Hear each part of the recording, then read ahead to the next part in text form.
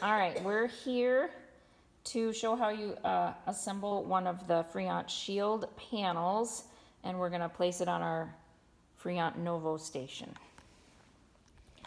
So these are the parts that actually come in the box, and the Allen wrenches are gonna be what you need to actually put it together.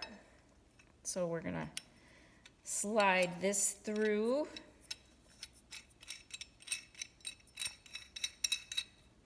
And then this cap we're gonna put on here with a little screw from the bottom.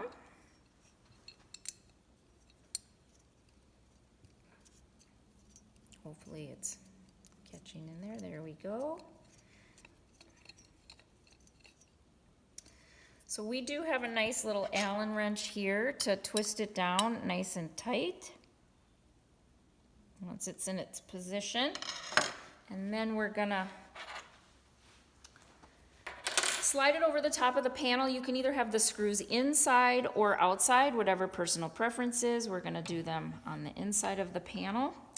Then you can see there's a fair amount of wobble. So you wanna take an Allen wrench and adjust this until the bracket is nice and tight against the top of the panel. There's no wiggle there. And then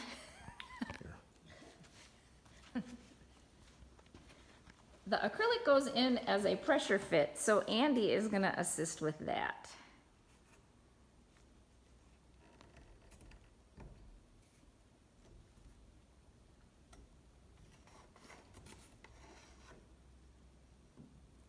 Voila.